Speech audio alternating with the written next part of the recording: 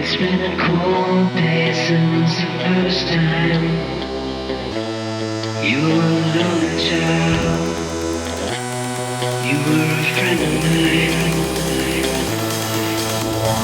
mine.